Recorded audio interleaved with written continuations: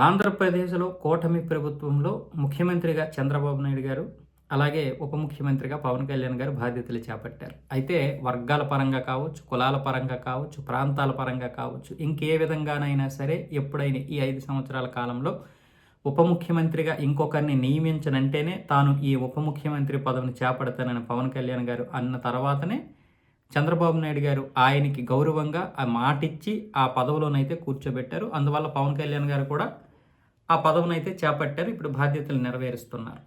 అయితే ఇప్పుడు ఉప ముఖ్యమంత్రిగా నారా లోకేష్‌ను కూడా చేయమని చాలామంది తెలుగుదేశం నుంచే డిమాండ్ వినిపిస్తుంది. తెలుగుదేశం నాయకుల నుంచి.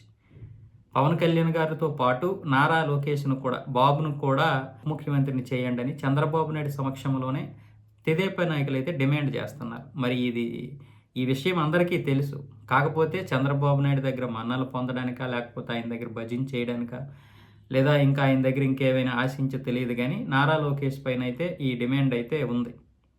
అయితే చంద్రబాబు నాయుడు గారు దీని గురించి ఎవరి దగ్గర ఏం మాట్లాడలేదు గానీ, ఈరోజు ఎన్టీఆర్ వర్ధంతి సందర్భంగా ఆయన కొన్ని ప్రాంతాల్లో అయితే హాజరయ్యారు. ముఖ్యంగా వైఎస్ఆర్ జిల్లాలో ఆయన హాజరయ్యారు. వైఎస్ఆర్ కడప జిల్లాలో. అక్కడైతే తెదేపా పొలిట్ బ్యూరో సభ్యుడు శ్రీనివాస్ గారే బహిరంగంగా ఆయా డిమాండ్‌ని అయితే చెప్పారు చంద్రబాబు నాయుడు గారికి.